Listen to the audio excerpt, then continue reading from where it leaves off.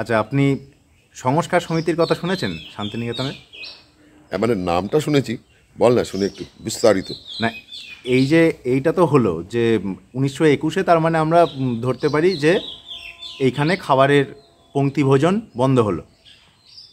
সুজিত কুমার মুখোপাধ্যায় খুবই পণ্ডিত মানুষ, তো উনি এই প্রসঙ্গে লিখেছেন, কিন্তু উনি কোনো তারিখ বলেননি। এইটা আমরা রবীন্দ্রজীবনী থেকেই আমি বললাম। ওরা একটা সুজিত কুমার মুখোপাধ্যায় যেটা বলেছিলেন সেটা হচ্ছে যে এই ব্রাহ্মণদের পংক্তি এইটা আপনা থেকেই আস্তে আস্তে কম হতে হতে হতে হতে একটা সময় গিয়ে উঠে গেল। এই সুজিত কুমার মুখোপাধ্যায় এরা সকলে একসঙ্গে একটা সংস্কার সমিতি এখানে তৈরি করেছিলেন। সংস্কার সমিতি কি, তার উদ্দেশ্য কি? তার উদ্দেশ্য হচ্ছে যে আমাদের সমাজে এবং আমাদের শাস্ত্রে যাহা কিছু অকল্যাণকর মানুষের জন্য, সেই সকল সংস্কার আমরা মানিব না, এবং আমরা কেবলমাত্র যুক্তির উপরে ভিত্তি করে চলব, এবং স্বয়ং পরমব্রহ্মও যদি আর কি সেই যুক্তির বিরোধিতা করেন, বা পরমব্রহ্মের যে যুক্তি সেটা যদি কন্ট্রাডিক্টরি হয়, তাহলে আমরা পরমব্রহ্মকেও পরিত্যাগ করব। এইটা হচ্ছে সংস্কার সমিতির এই উদ্দেশ্য নিয়ে তৈরি হয়। তাহলে এই সমিতির যারা সভ্য হবে তাদেরকে তো কিছুটা একটু অতিরিক্ত করতে হবে, আর পাঁচজন যা করে তার চাইতে একটু বেশি কিছু করতে হবে, যে তারা সংস্কার ত্যাগ করছে।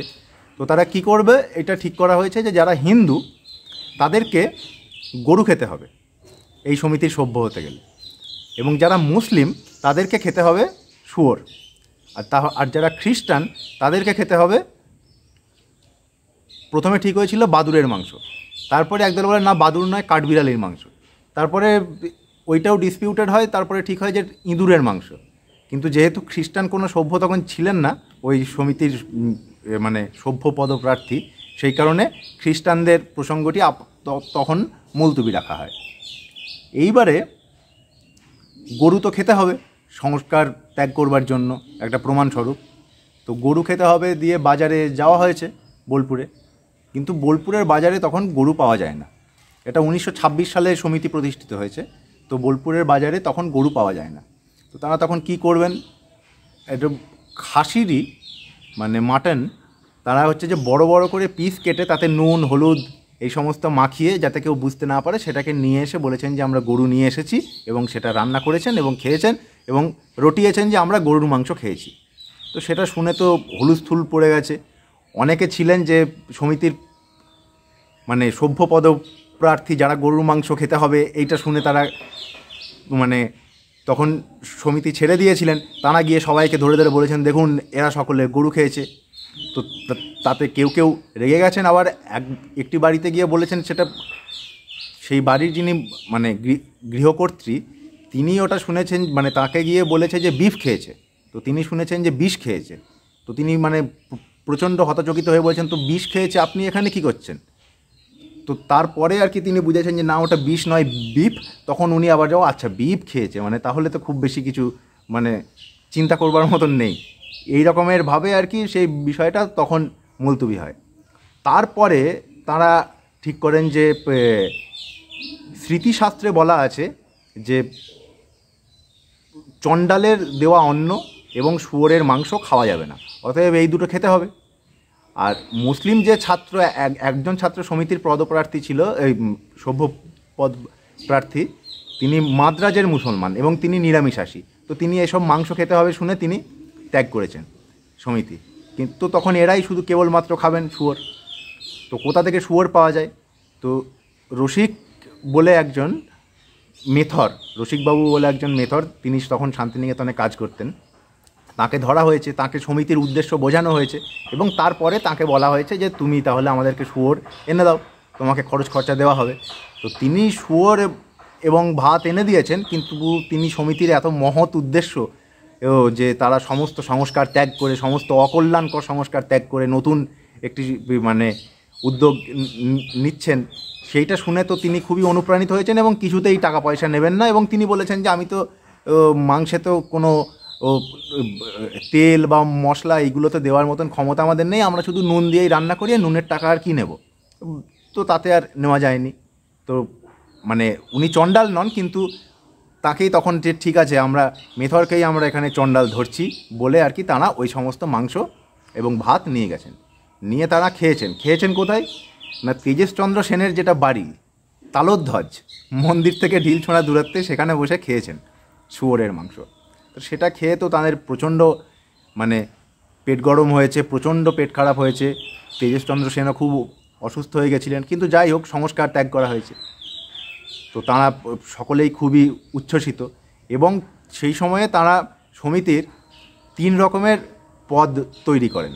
মানে প্রথমটা হচ্ছে মহাচূড়ন্ত, মানে তারা মানে এই পৃথিবীতে আর কোনো সংস্কার তাদের ত্যাগ করার নেই, সকল সংস্কারই তারা ত্যাগ করে ফেলেছেন। তাদের নাম হচ্ছে মহাচূড়ান্ত। এই মহাচূড়ান্তদের মধ্যে রামকিঙ্কর বেজ, প্রভাত মোহন মুখোপাধ্যায়, এই সুজিত কুমার মুখোপাধ্যায়, পুলিন বিহারী সেন, এরা সকলে ছিলেন। আরও একজন ছিলেন, মোট 5 জন ছিলেন, আমার আরেকজনের নাম মনে পড়ছে না। তো আর তারপরের পদটা হচ্ছে চূড়ান্ত। তো তারা একটু আর কি মাঝামাঝি পর্যায়ে গেছেন। আর তারপরে একেবারে সর্বনিম্ন যেটা পদ সেটা হচ্ছে উড়ন্ত, মানে তারা সবেমাত্র এসেছেন, যে কোনো দিন তারা কেটে পড়তে পারেন। তো এই রকমের কথা হয়েছিল যে আমরা আরেকটি পদ বের করতে পারি যেটার নাম হচ্ছে পুরন্ত, মানে যারা বুঝতে পারছেন যে সংস্কারগুলো খুব খারাপ, কিন্তু নানাবিধ ভয়ের কারণে লোকলজ্জার কারণে তারা আর ওই সংস্কার ত্যাগ করতে পারছেন না। তো তখন এরা ঠিক করেছিলেন যে কার মনের মধ্যে এটা হচ্ছে, আমরা তো কেউ অন্তর্যামী নই, তো অতএব আমরা এটা বুঝতে পারবো না, তাই এই পদ থাকবে না। তবে এই পদটাকে ওরা তৈরি করেননি, কিন্তু মানে বলছেন যে এই শব্দটা আর কি ওরা প্রায়ই ব্যবহার করতেন বিভিন্ন জনের প্রসঙ্গে, যে ওকে দেখে মনে হচ্ছে ও বুঝি পুরন্ত, মানে এই সংস্কারের মধ্যে আছে সেই শোক তাপ অনলে আর কি, সে জ্বলে পুড়ে ছারখার হচ্ছে, কিন্তু সংস্কার ত্যাগ করতে পারছে না। এই রকমের অবস্থায় সংস্কার সমিতি 1932 সালে তখন যে ভারতবর্ষে যে সেপারেট ইলেক্টোরেটের প্রসঙ্গ এলো, ব্রিটিশ সরকার তৈরি করলো এবং গান্ধীজি সেটা নিয়ে অনশনে বসলেন, প্রচণ্ড একেবারে টেন্সড একটা সিচুয়েশন দেশের। সেই অবস্থায় তখন 1932 সালের 21শে সেপ্টেম্বর ঠিক হয় যে যারা আর কি তথাকথিত নিচু জাতির হরিজন যারা, তাদের হাত থেকে জলগ্রহণ করা হবে। জলগ্রহণ করা হবে কোথায়? সিংহসদনে।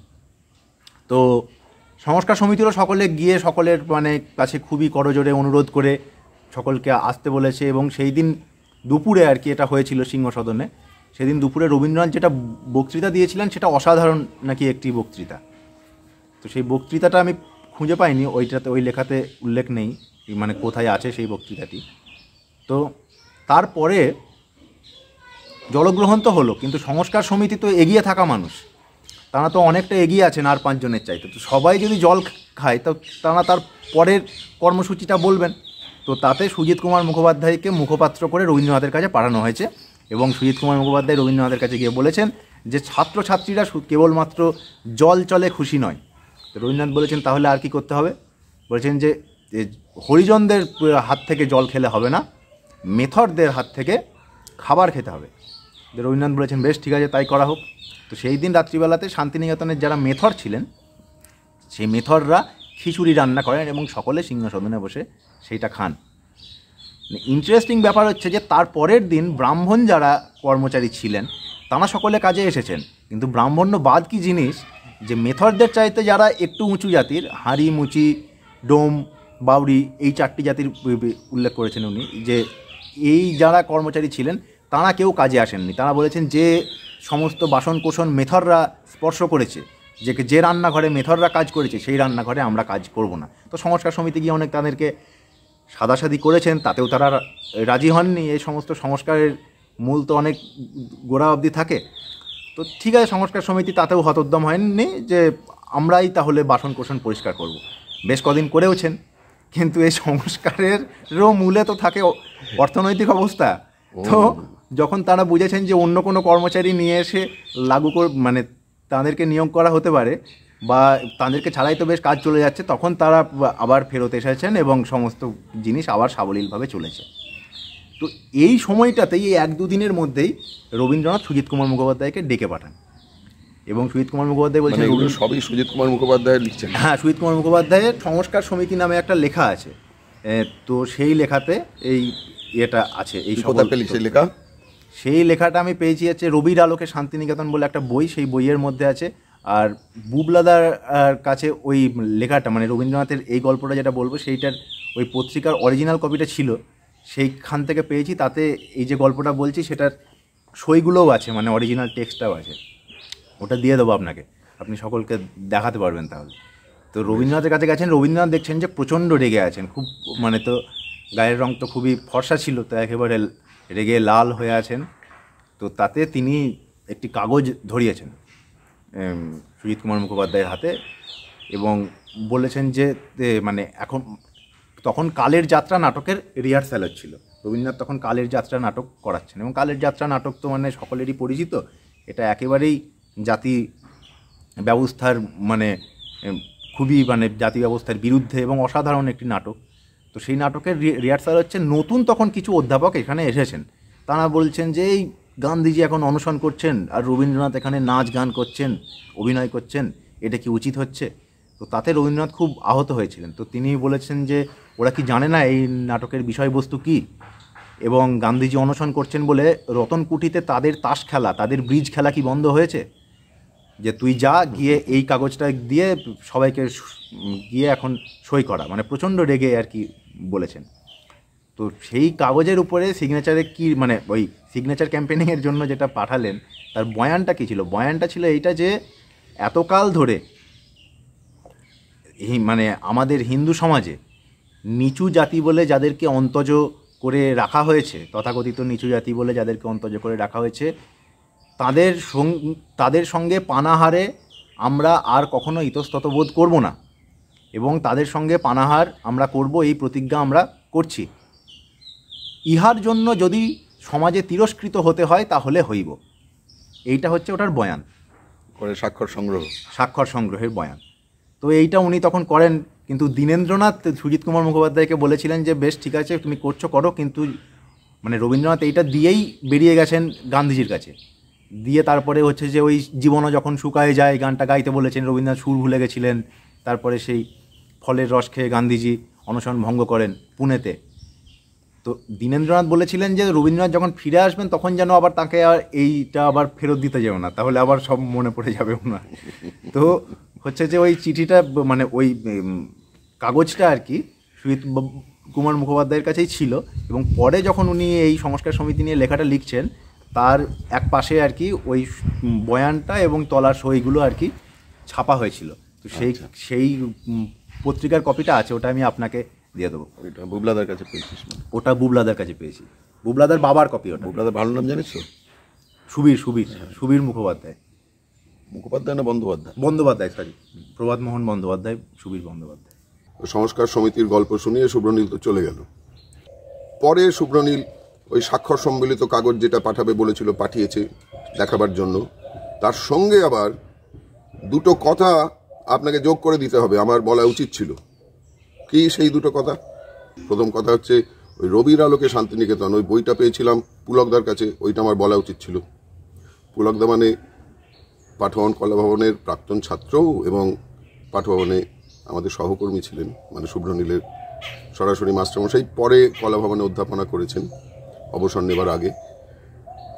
সঙ্গীত ভবনের খুব গুরুত্বপূর্ণ অধ্যাপক অনাদিনাথ দত্তের মধ্যম পুত্র। তো শুভ্রনীল আমার কাছে যেমন আসে খালি একটু কৃপা করে, কিছুই জানে না লোকটা, একটু জানাবার জন্য, কিন্তু পুলকদার কাছে ও আরো বেশি যায়, কারণ ওখান থেকে অনেক কিছু ও জানতেও পারে। এইটা তো গেল একটা কথা। অন্যটা কি না, সংস্কার সমিতি আর সংস্কার ভবন এই যে দুটো আলাদা ব্যাপার, এইটার কথা সুজিত মুখোপাধ্যায় বলেছেন, ওইটাও একটু বলে দেওয়ার দরকার মনে হচ্ছে। তো আমাকে লেখাটা পাঠিয়েছিল, সেখানে পড়ে দেখলাম, যেটা আমি পড়ে দিই। ভারতবর্ষে তখন অস্পৃশ্যতা বর্জনের কাজ প্রবলভাবে চলেছিল। এই সুযোগে আর্য সমাজ পুনরুদ্যমে প্রদেশে প্রদেশে নতুন নতুন কর্মীকে এই অস্পৃশ্যতা বর্জন কার্যে নিযুক্ত করতে লাগলেন। বাংলাদেশেও যাতে এসব কাজ অধিকতর ব্যাপকভাবে হয় তার জন্য আর্য সমাজ বিশ্বভারতীর নিকট কর্মী চেয়ে পাঠান।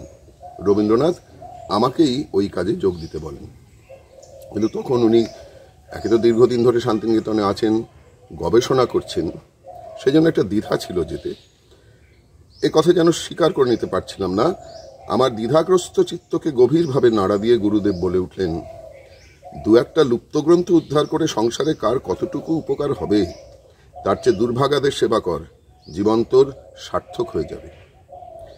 গুরুর আদেশ শিরোধার্য করে 1932 খ্রিস্টাব্দের অক্টোবর মাসে সংস্কার সমিতির সম্পাদক শান্তিনিকেতনের বাইরে বৃহত্তর জীবনের উদ্দেশ্যে পাড়ি দিলেন। পরে অবশ্য 37 সালে ফিরে এসেছিলেন, চিনভবনের কাজে যোগ দিয়েছিলেন। প্রাক্তন সম্পাদকের স্থান ত্যাগে শ্রদ্ধাস্পদ কালীমোহন ঘোষ মহাশয়কে সম্পাদক এবং সুধীরচন্দ্র কর মহাশয়কে সহ সম্পাদক নির্বাচন করা হয়। এই সুধীরচন্দ্র কর বলছেন আলাদা জায়গায় যে শান্তিনিকেতনের দরিদ্র ও দুস্থ ব্র্যাকেটে বিশেষত অনুন্নত হরিজন ছাত্রদের শিক্ষার সুযোগ অত্যন্ত সীমাবদ্ধ ছিল। আহার্য বাসস্থান ও বেতন বাবদ সেকালে স্কুলের ছাত্রেরও মাসিক ব্যয় ছিল 25 টাকা। কোনো দরিদ্র ছাত্রের পক্ষে শিক্ষার জন্য এত অর্থ ব্যয় সম্ভব ছিল না। দুস্থ হরিজনদের জন্য সংস্কার ভবনে মাত্র 6 টাকায় আহার ও বাসস্থানের ব্যবস্থা হয়েছিল। বাড়ি হতে চাল আনতে পারলে নগদ টাকা অতি সামান্যই প্রয়োজন হতো। এই যে সংস্কার ভবনের প্রতিষ্ঠাতা ও প্রথম পরিচালক শ্রী সুধীরচন্দ্র কর, তিনি নিজে তো অর্থ সংগ্রহ করতেন, বোলপুর থেকে তরিতরকারি কিনে এনে শান্তিনিকেতনে সামান্য লাভে তা বিক্রিও করতেন, যাতে সেই লভ্যাংশ এই কাজে লাগানো যায়। নিজের উপার্জনও তিনি এই কাজে ব্যয় করতেন। এইবারে যেটা আলাদা করে বলছেন, আমি সেই জায়গাটা একটু পড়ি। সংস্কার সমিতি ও সংস্কার ভবন এই প্রতিষ্ঠান দুটিকে অনেকেই গুলিয়ে ফেলেছেন। সংস্কার ভবনের প্রতিষ্ঠাতা শ্রী সুধীরচন্দ্র কর মহাশয়কে অনেকে সংস্কার সমিতির প্রতিষ্ঠাতা বলেছেন। শ্রদ্ধাস্পদ শ্রী প্রভাত কুমার মুখোপাধ্যায় মহাশয়ের রবীন্দ্র জীবনীতেও ব্র্যাকেটে 3য় খণ্ড 337 পৃষ্ঠা এইরূপ গোলমাল দেখা যায়। প্রথম পর্যায়ের সংস্কার সমিতি গঠিত হয় 1926 সালে। সেই সমিতির আদি সভ্যগণের কেউই নিজেকে সমিতির প্রতিষ্ঠাতা বলে প্রচার করতে চাননি এবং আজও চান না। দ্বিতীয় পর্যায়ের সংস্কার সমিতি ব্র্যাকেটে, যার মধ্যে প্রাক্তন সংস্কার সমিতি প্রাক্তন সভ্যগণের সকলের সমবেত ইচ্ছায় অন্তর্ভুক্ত হয়, উত্তরায়ণের উদয়ন গৃহে 1932 সালের 23 সেপ্টেম্বর অপরাহ্নে প্রতিষ্ঠা লাভ করে। সমিতিটি গুরুদেব রবীন্দ্রনাথের উদ্যোগে, নির্দেশে এবং তাঁরই পৌরোহিত্যে সমস্ত আশ্রমবাসীগণের প্রতিনিধি মণ্ডলীর সমক্ষে গঠিত হয়। সুতরাং তাঁকেই সংস্কার সমিতির প্রতিষ্ঠাতা বলা উচিত। করে বলেছেন যে রবীন্দ্র জীবনীতে রবীন্দ্র জীবনের এই স্মরণীয় ঘটনাটির উল্লেখ থাকা প্রয়োজন। ওরই এই লেখার শেষ দিকের একটা অংশ পড়ি।